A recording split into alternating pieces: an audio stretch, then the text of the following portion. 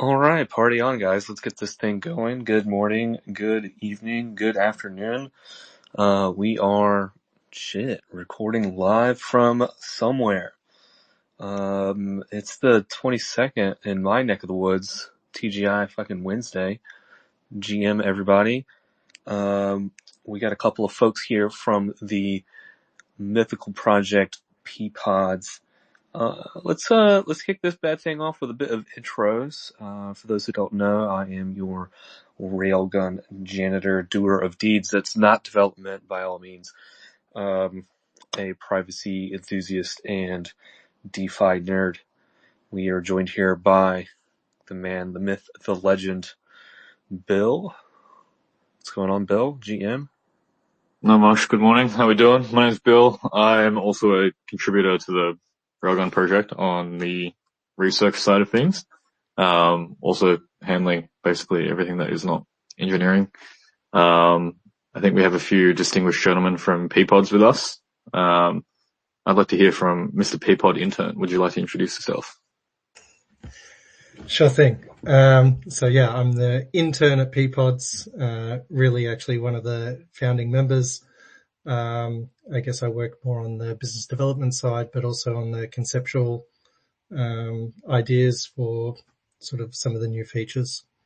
And we also have Metalworld Peas here, if you want to give an intro. Yeah, cool. So first thing first, Intern's done a really shit job of talking himself up. He's not just conceptual, he's actually been the brains behind a lot of what we've built and a lot of what you see in the protocol today, and done a lot of the heavy lifting in terms of everything we've got coming forward with leveraged volatility farming. So I know he likes to sort of downplay it a bit, but he's a vital part of the core team, and without him, I guess we wouldn't necessarily be here talking today because we wouldn't have the product that we do.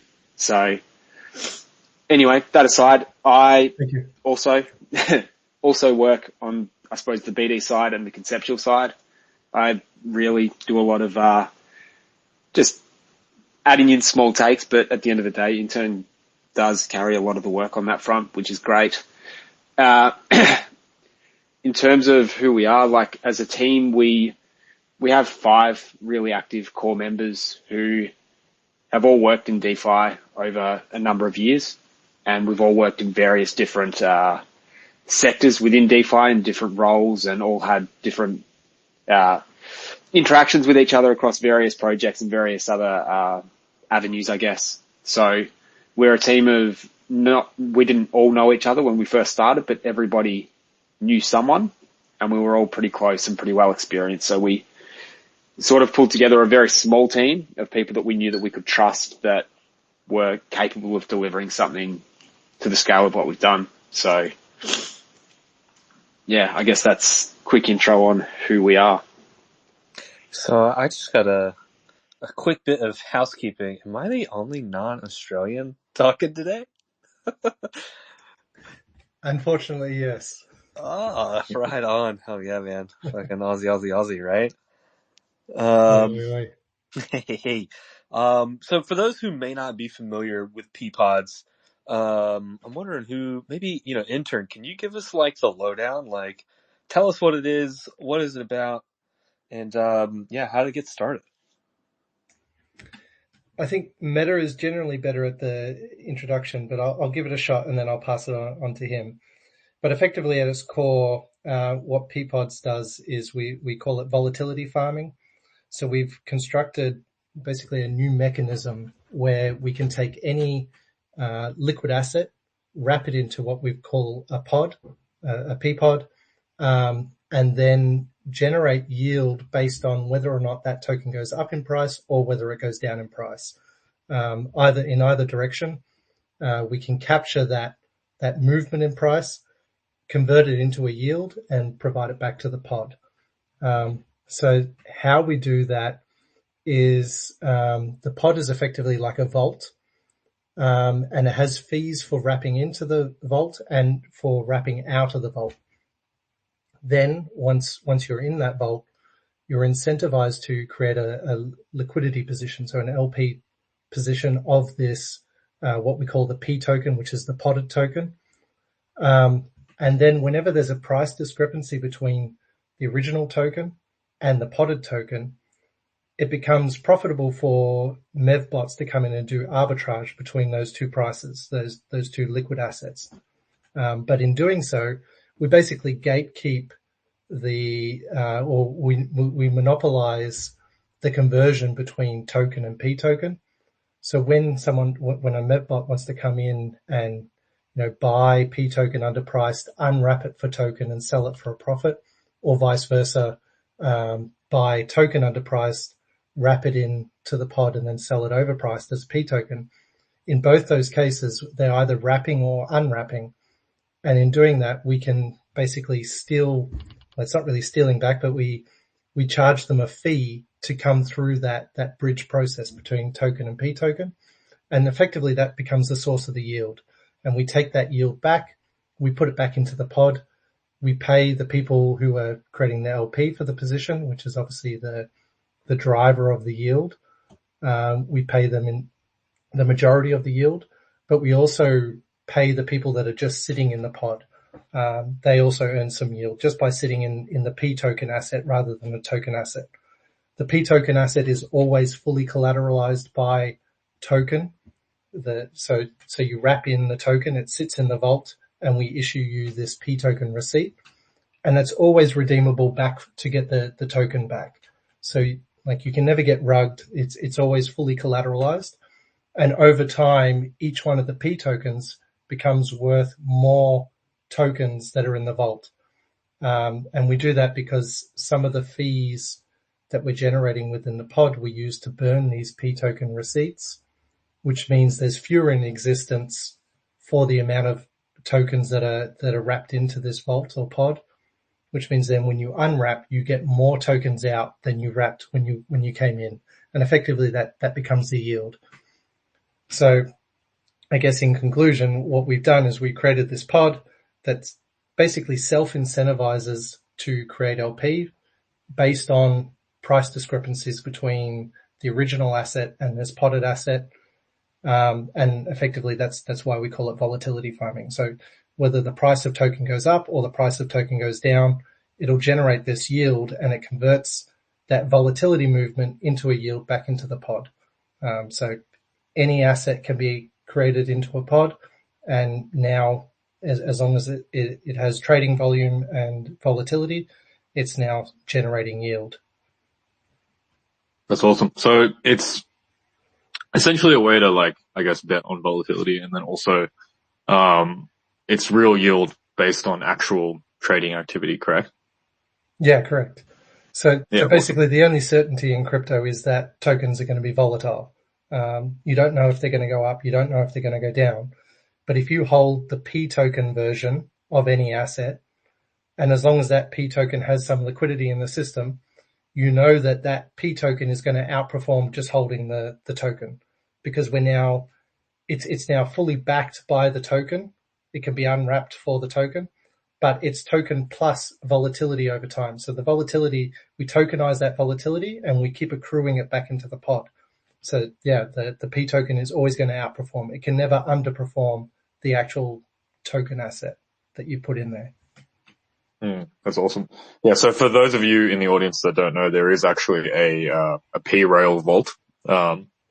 So if you're interested in the mechanism that Mr. Intern has just described and you hold Rail, you'll be able to take advantage of it by depositing Rail into P-Rail or even some liquidity. And I believe there's some P's incentives as well, right, if you provide liquidity. Is that correct?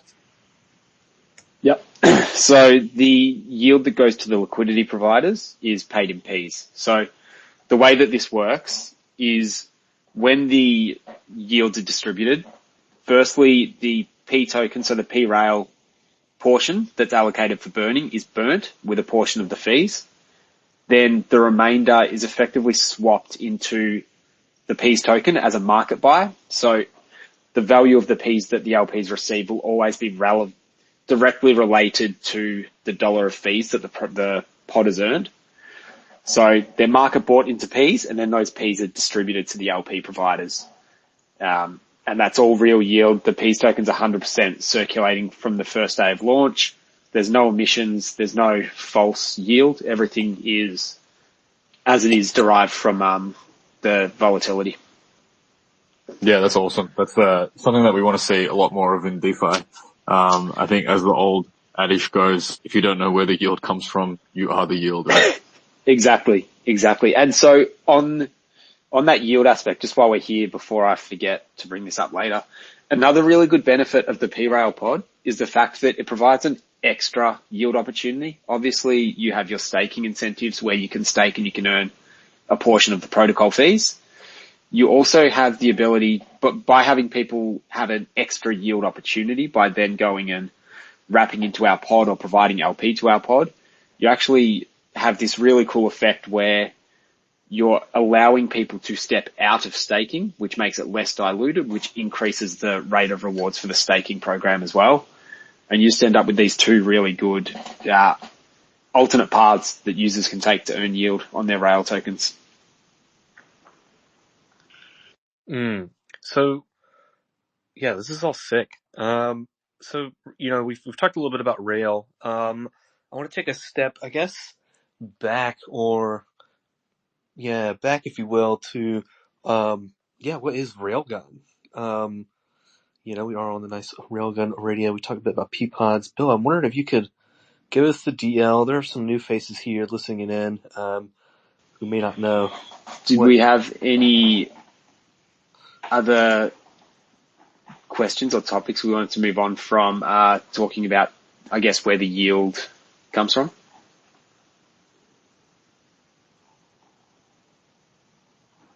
I guess I have actually one question for you guys. So in terms of deploying new vaults, so anyone can deploy a vault for any token, right? Yes. Yeah. So one of the great things about our protocol is that it's fully permissionless. So this means that anybody can come in from anywhere and they can create a pod for any token. So all that's required for a pod to be created is a liquid token. Ideally, for the pod to actually function at its best, you want to be able to have a liquid token that's also got a liquid pool to be traded against. And then anyone can come in, they can create a pod and they can provide liquidity to it and start farming volatility straight away. You don't need to be a team to create it. You can be any individual. The UI is pretty straightforward. It takes me probably under a minute to deploy a pod. I've deployed a few, and providing LP, again, it's quite quick, quite intuitive. And you can, the main thing is just ensuring that you've got enough liquidity in there to facilitate depth of arbitrage from trades.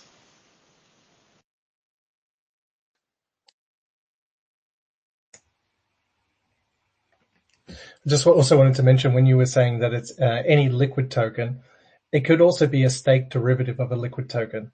So yeah, as long as it's like a transferable token, I guess maybe is more the terminology we should use there. It's composable and transferable. It's just like a standard ERC20. You could put it into a pod. We even accept rebasing tokens. That's also fine because it's within our vault structure. It just rebases within the vault. But that means that effectively you can take an already yielding token, put it into a pod, and then generate additional yield on top of that yield.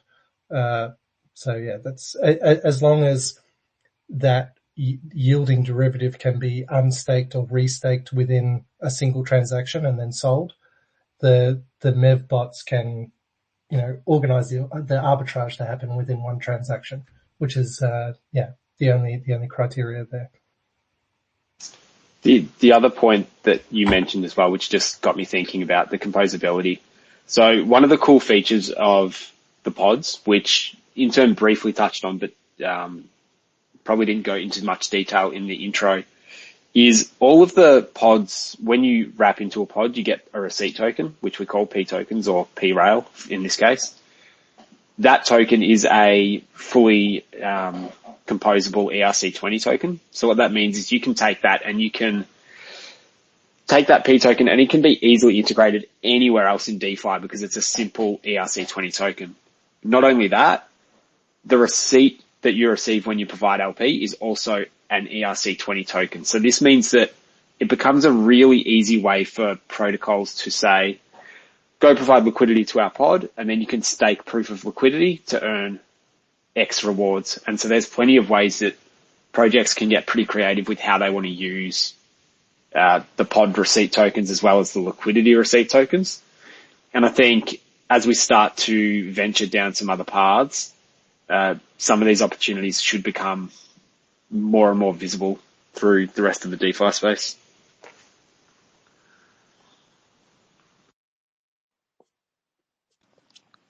So, Bill, I'm wondering if you could tell us a little bit about, like Railgun and what it does. Which I guess brings us up to what are some of the. Sorry, Meta, can you hear Alan when Alan's talking? No, not at all. It's doing that stupid Twitter thing. Oh, really? I think we can hear him. He's been asking Bill to talk about Railgun. Yeah. No, it's all good. I think cool. Twitter is genuinely awful. I think Elon Musk bought Twitter and then just made it like a million times worse, to be honest. It's always been bad. And there's always someone. Spaces in particular are just an absolute clusterfuck. Exactly. Go for it. But yeah, so Railgun is basically like on-chain privacy infrastructure. So the really short elevator pitch is, if you wanted to use Ethereum privately, right? So what does that mean? Essentially, one of the things that you'll look at when you see like the privacy landscape is that a lot of protocols will go off-chain. So, for example, like, on their own rollup or in their own L2 or like a special dedicated privacy chain for whatever reason, right? Railgun is kind of completely unique in the sense that it's built directly on chain. It's just all smart contract logic. It's just one smart contract that talks to other smart contracts, which kind of enables a bunch of really cool use cases, right? So for example, number one, it's just as secure as the chain that it's deployed to. So there's no kind of like separate validator set. There isn't like some kind of bridge that you need to trust or anything like that. Because it's just pure smart contract logic, there's none of those kind of trust or security assumptions involved. But what's really, really cool about it is that it can actually talk to other smart contracts. So we've spoken a bit about composability tonight. But because it's just one smart contract, it can actually interact with all DeFi protocols, as they currently are, right? So for example, taking the Peapods example, if you wanted to, provide LP to like a P token privately without revealing other components of your strategy or what your account balance is or, let's say like other stuff that you've done on chain, right? So I think one of the biggest hindrances to DeFi as an ecosystem overall is indeed like, the lack of privacy, right? I think a lot of traditional business models kind of fall apart when you bring them onto a public blockchain. For example, if you're running a fund or some kind of like institutional trading business where the most of your market value comes from your ability to kind of seek out and protect your alpha, right? You're not going to use a public blockchain if all of your financial data is leaked, right? So that's kind of what Railgun's about. It's about privatizing Ethereum. It's about providing universal privacy such that you can use any DeFi app that you want, without needing any kind of code changes to the external smart contract. And you're interacting with DeFi, not as some kind of walled garden of privacy, but actually the original smart contracts in their original forms with the same liquidity, just you as an actor are private. Yeah, so that's Railgun. I'll stop ranting for a little bit. So, I guess since this is, Railgun Radio, I'm wondering what your guys' thoughts are, around privacy. I know we're speaking to two pseudonyms, so I imagine you guys are, I guess sort of for the privacy thing, but, I'd love to hear your guys' thoughts. Like, what do you guys think about privacy? So the question to Meta was, he's dropped down anyway. He's going to rejoin. But yeah, I think privacy is a massive one. basically everything you said there, Bill. Yeah, I completely agree with. It's one of the, I guess, the downfalls of being on a public ledger is that lack of privacy. We have anonymity, but we don't have privacy. And there's still plenty of cases where, everyone has had well, maybe not everyone, but a lot of people that have been in the space for a while, maybe have done some good trades in the past. You get all these wallet sniffers that start sort of following you, or it's easy to be doxxed about what your wallet is, because maybe you talked about a certain project and then you talk about a different project and people put two and two together. And, it's in the real world, you never get to a case where you're basically publicly displaying your bank balance to other people, so it's not necessarily a nice thing. I think we definitely do need more privacy. I know I think you've definitely. Sorry. Also, go on. No, I think you've definitely hit on a couple of really good points. I don't know if I'm personally up to the point where I'm getting smart money tagged on Nansen yet, but I think everybody kind of in the audience sort of intuitively understands that, right? There's also the most important thing for me is I guess the personal safety element to it, right? Crypto right now is still a niche thing. I think most of the people in the audience will probably have maybe 2 or 3 or maybe even 5 to 10 friends that are heavily involved in the crypto space, if that, right? What's going to look like maybe 5 years from now when there's a lot more mainstream adoption, and you're interacting with people that maybe there's a higher chance that they have crypto, right? So what happens then? What happens to the personal safety dynamic where you have, the ultimate bearer asset where, if you hold the keys, you control all of the funds. How do you, cross a border, or how do you interact with people that might know that you have, X amount of funds or enough funds to, X amount of funds to potentially even personally harm you, right? And that's something that it hasn't really played out yet. There have been some cases of that before, but I think, as crypto grows, it's going to become more and more of a concern for sure. I don't know, Meta, do we have you back? So you dropped out. Have you rejoined? Can you hear us? I'm back and I can hear everybody. So this is great. Alan hasn't Great, talked the party yet, so you continues. don't know. We'll have a quick check. Can you hear me, man? Are we good? Yeah, we're good. We're good. Oh, perfect. I was just going to say on that note, that's a really good example as well, Bill, that you followed up with that. I guess that's sort of what I was trying to get at, but I didn't get to say, or didn't say so eloquently. But the fact that all your wallets are connected, unless you go through a privacy layer, something like Railgun, anytime you send, it doesn't matter how many wallets you go through, it's all sort of trackable on chain. And these on-chain data analytics programs are only going to get better. And think about in the future, if we are ever going to use any of these as currency, it means you go to the coffee shop or you go wherever, you buy a coffee. They now see your entire financial history just because you sent them some money from your wallet. And that could lead to some bad implications. If maybe you are quite a wealthy individual, now you've told that person of your wealth position, and, they could call up some mates and say, okay, we'll meet this guy in 3 minutes after I give him his coffee. He's going to walk out of the shop, sort of thing. So there is certainly a safety element to it as well. But also just that right to privacy should be just a personal liberty. It shouldn't be something that we should have to forego by moving on to this, distributed ledger system. And I know that you guys have some supporters in some high places. I have seen, Vitalik.eth has used your protocol a few times. I don't think he's doing anything nefarious, but I think he's just upholding that principle that we should have that right to privacy. So I think that's a good show of support as well, that someone of that caliber is using your protocol. Yeah. Hey, I mean, that ENS is probably the number one watched ENS on the planet, I think, at this point. If anybody doesn't have privacy, it's that dude out of that wallet. Yeah. Well, he does now, and we don't know what wallet he's sending it to. Hey, touche.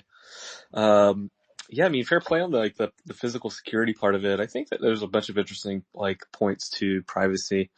Yeah, I don't know, like Meta. Does anything come to mind for you that maybe we've missed?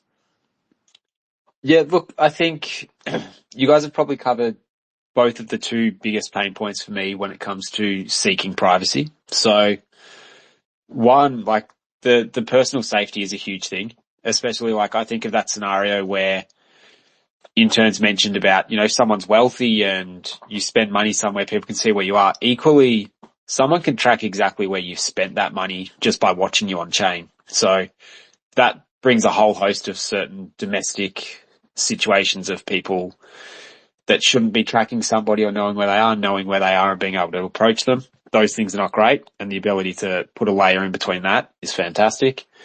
And bringing that into an on-chain perspective, sometimes you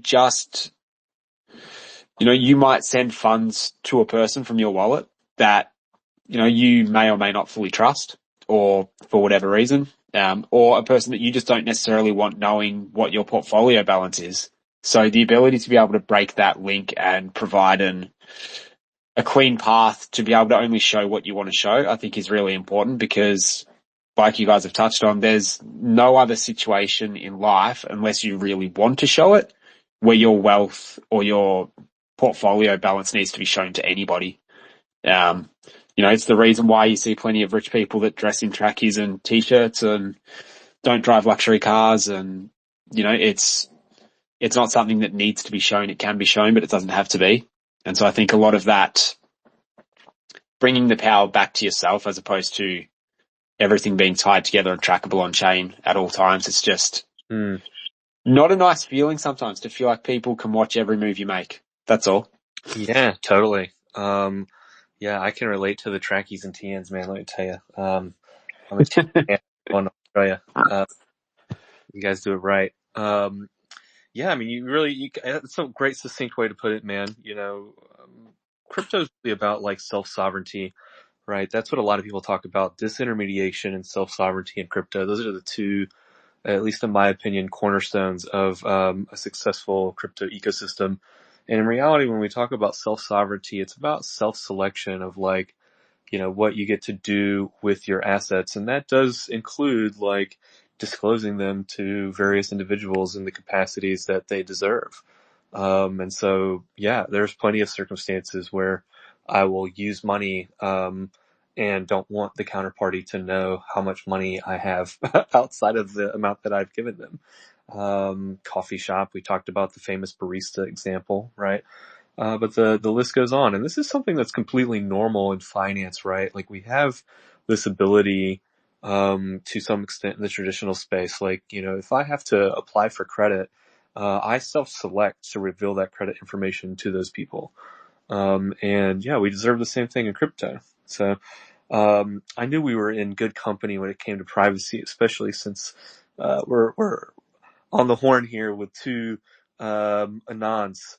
But I can't help but ask, and I guess as we kind of, steer towards the close of this, yeah, I would love to hear what's on the horizon for Peapods. What's coming up next. Give us the alpha leak. We've all been patiently waiting.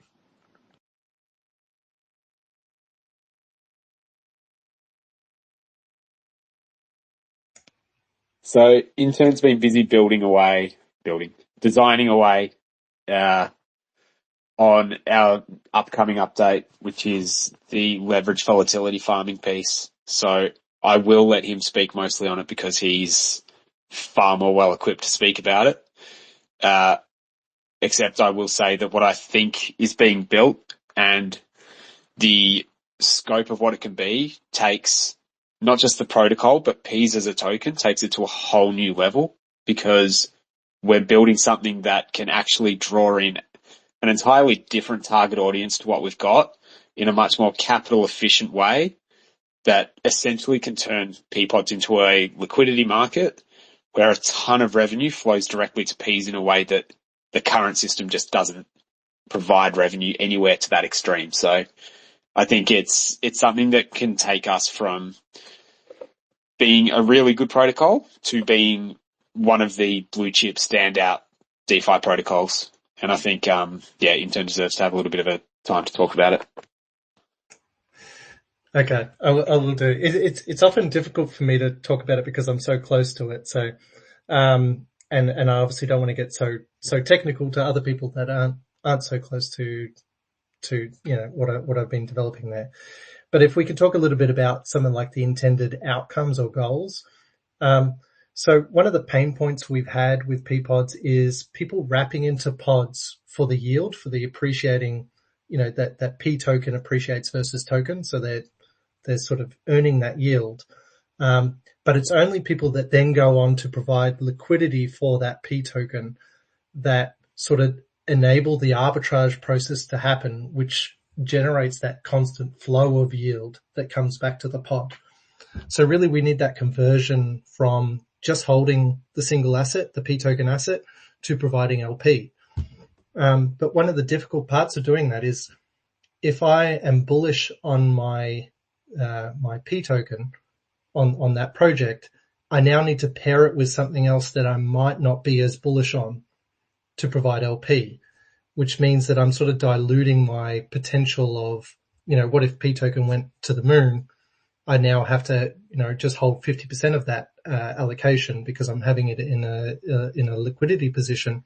And then you got things like everyone always asks about the impermanent loss and, those usual questions around providing LP.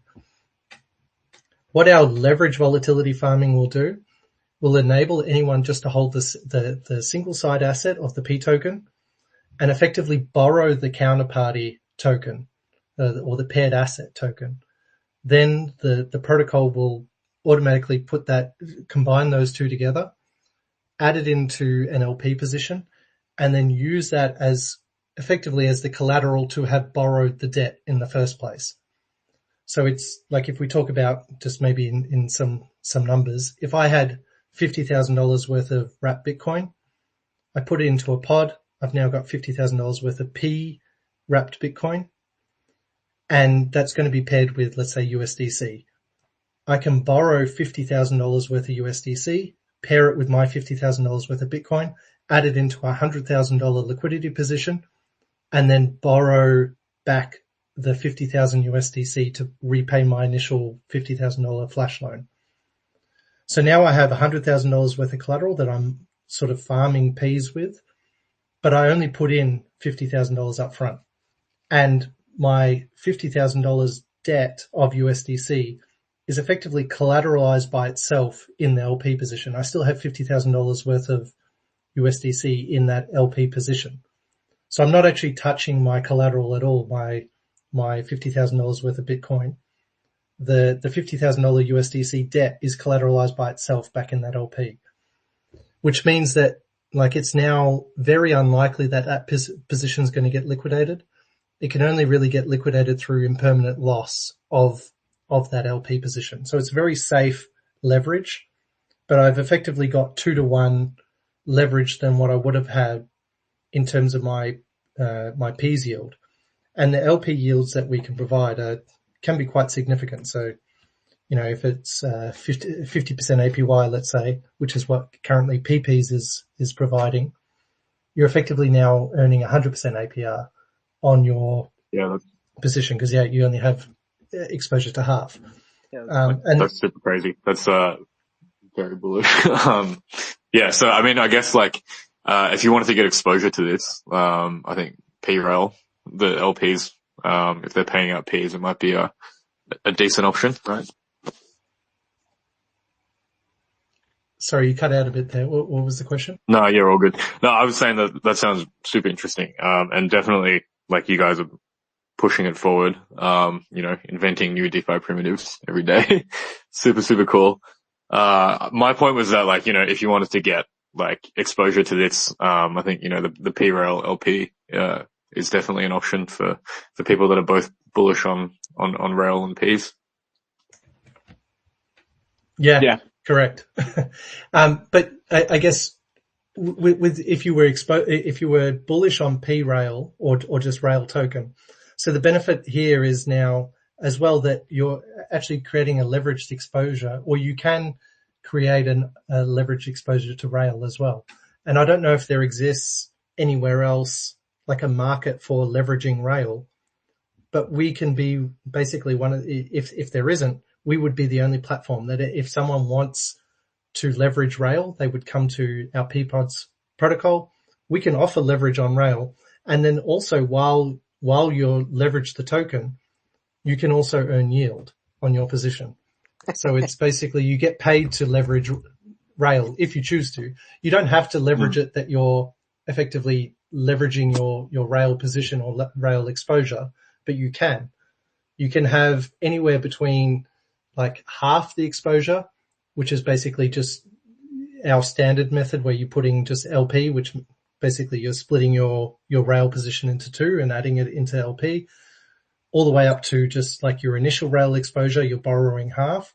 But you can also borrow more than half, which means that you're now getting, leveraged exposure to Rail, and you're also earning this 2 times P's yield on your Rail as well.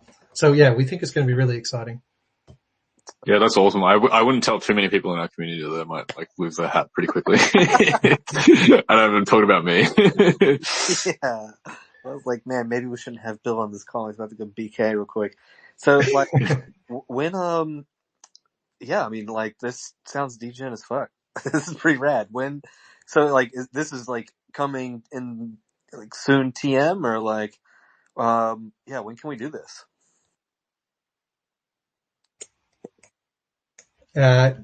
Soonish TM. I wouldn't say it's soon. So we still haven't even started the auditing process, which this is actually a really big bulk of code. It's almost, well, actually, it probably is bigger than our initial code base, and just in terms of like complexity. So it definitely, we need to take the audits very seriously for this. And if it boosts the TVL as much as we think the opportunity allows it to, it obviously security is going to be a really high priority here, because yeah, I think we can attract a lot more TVL from the market just from leverage yields, and also just like leveraged exposure to tokens that don't otherwise have leverage markets. But then also there's like the ability, as Meta mentioned, like that it opens up scope to new participants that wouldn't otherwise be looking at our protocol, because maybe let's say it's a new protocol, or it's you guys, it's Rail. You want some extra LP. Podded LP is effectively pseudo liquidity for your main trading pair. Anytime that you get buys, it works to basically improve your liquidity position of your token. You can now add liquidity into a pod by just providing your single asset, which is your Rail token. You would borrow the corresponding asset to create the liquidity position, and your yield would be higher than what you're paying in interest to have borrowed the token. So effectively you now get paid to add LP on your token, which is a complete upset on the status quo of going to Convex or Curve and paying out and having to bribe to get LP and having a cost associated with LP. You can now get paid effectively to add extra LP. As long as you have your own token, which every protocol should have access to their own token for market making, you don't need the corresponding asset anymore. You can, effectively borrow the corresponding asset and get paid to do so. So yeah, we think it's quite exciting. And yeah, there's other opportunities as well, but that's just one I'll mention for today.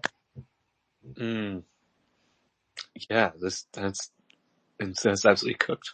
I'm gonna be following you guys over this. So I'm wondering, Bill, can you tell us what's the latest on Railgun, man? Like, what's the alpha? What do we got to look forward to? Ooh, the alpha. That's a good question. I think there's kind of two main pieces. The one that I'm really, really excited about is something called Railgun Connect. So for those of you who've used DeFi before, you might be familiar with a protocol called Wallet Connect, which essentially, allows you to connect your MetaMask or whatever wallet that you choose to a DeFi app, and then you can use it.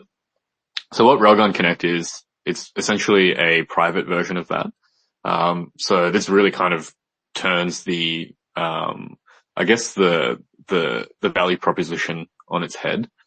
So most privacy protocols, even kind of brand new ones that are releasing, and Railgun in its current form, like when you want to use a DeFi app with it privately, you have to build an integration. So you have to take dev time away from, maybe other mission critical stuff, get people to, work with, an SDK that, they might not be familiar with to build a Railgun integration. So what Railgun Connect does is essentially it abstracts away all of that complexity, and it will allow basically, every single DeFi app. We say every single, but it depends on testing, and there's certain characteristics as well that, play into it. Like, if the protocol is more decentralized, if it relies less on, centralized servers, the better it works with Railgun Connect. But essentially, I think we estimate maybe like 80% of all DeFi apps will be accessible privately using Railgun Connect. So what that does is it kind of just absolutely opens the doors for Ethereum privacy to a point where it's basically universal, right? I think your privacy protocol requires an integration. That's super cute. With Railgun Connect, none of that, just plug and play. Let's say there's like a new DeFi app that comes out that you really, really want to use. For example, let's say like Athena has been really, really hot. You want to earn EUSD yield. Or let's say there's like hamster racing, for example, and you wanted to bet on hamsters.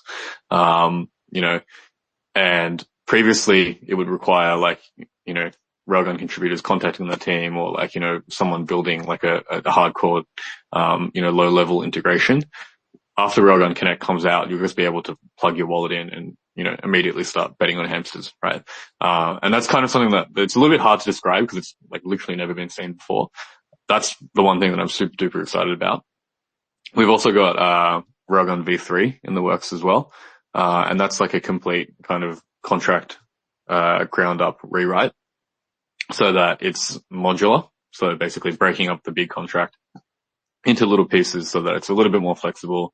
It has a lot of kind of, beneficial side effects as well, like happy little, things that happen. So for example, after V3, gas costs for cross contract calls will be 50% cheaper, which is, if you think about crypto, that's a huge, huge saving. And also you'll be able to do kind of more DeFi activities such as, things like leverage, right? Collateral, lending, borrowing, so, stuff like Aave, GMX, like that kind of sort of more complex DeFi primitive. And actually, I guess Peapods V2, I don't know if you're calling it V2, that kind of sort of leverage based protocol will be supported after V3. So if you kind of really think about it, Railgun Connect opens it up so that it covers 80% of DeFi. And then on top of that, V3 will make private DeFi cheaper. It's a really kind of killer combo. And I'm really, really excited to see it kind of play out. Bullish. That's awesome. We'll definitely have to work together to get some integrations to the Peapods directly. We won't need to with Railgun Connect, right? Yeah, exactly right, man. Maybe it'll be like the first test case. Let's do it. Private DJ. I like it. Well, I mean, as I understand the way Railgun works is people basically, you have like a centralized wallet or maybe you broke it up into multiples, but like there's a vault where everyone's assets live once it's not really a mixer, I guess, but once it's in the system. And those ones, they're just the standard ERC20, like the actual tokens. Those could be in Peapod's pods to earn yield effectively. Yeah, exactly right. Yeah, so you're just taking, basically Railgun, if I had to sum it up, Railgun is basically a suite of smart contracts that creates a new address standard for Ethereum, the 0ZK standard. And what you're doing, most people have heard of like account abstraction or like, smart contract based wallets, most famously safes, multi-sigs, this sort of thing, right? Those are, at the end of the day, a smart contract that allows a key to be sharded, air quotes, into however many, and, spread amongst hopefully multiple people, and they all sign to do things, right? Railgun is a smart contract that allows you to have a new address standard where you can take and deposit into that address, and what you're doing is you're putting it into this communal vault, but in reality into your own individual address, and then from which you can just do arbitrary cross contract calls, just like you can with like a safe, just like you can with a multi-sig, except with privacy benefits. And yeah, totally. Peapods could be one of those things that it calls. So, well, I look forward to, maybe getting our stew on to learn a little bit more about this, man. Could be, we could be onto something. Private Peapods. I mean, the alliteration alone means we have to do it. Yeah. So tell us, where can people learn more about Peapods? How can they find you guys? Not in the real world, but Twitter, Telegram. Where's the places? Where the community at? So we've done one thing which is really, really helpful, and every single one of our socials is Peapods Finance. One word. So YouTube, Medium, Telegram, Discord, Twitter, at Peapods Finance, you can find us. Telegram is by far the most active place to go if you want to learn about the protocol. If you need support, Discord's the best place to raise a ticket. Medium and YouTube are a great place to learn about the protocol and do a bit of reading about what we've got coming and what we're doing. And yeah, there's a really great explainer video on YouTube that sort of really sums up what volatility farming is. And there's going to be a bunch more in that series just to take people on the journey the whole way through, dealing with pods, including the leveraged volatility farming aspect. Yeah, I think that covers all of our different places that you can reach us. Hell yeah. Love to hear it. So I guess as far as Railgun's concerned, there's the Telegram. You're listening to this on the Railgun, I guess community Twitter, whatever the hell it's called. Feel free to give us all a follow, especially the dudes from Peapods. I appreciate them coming out. I know it's late over in Japan, and it's definitely late in Australia. So yeah, cheers to you guys for coming. And I look forward to seeing what you guys build, and hopefully collaborating on something really cool here in the near future. Cheers, boys. Sounds good. Thank you very much for hosting us. I enjoyed it. Yeah, thanks guys. Thanks for coming on. Let's get after it. Thanks to all the listeners as well. Right on, everybody. Catch y'all on the next one. Cheers. Thanks, everyone. Bye.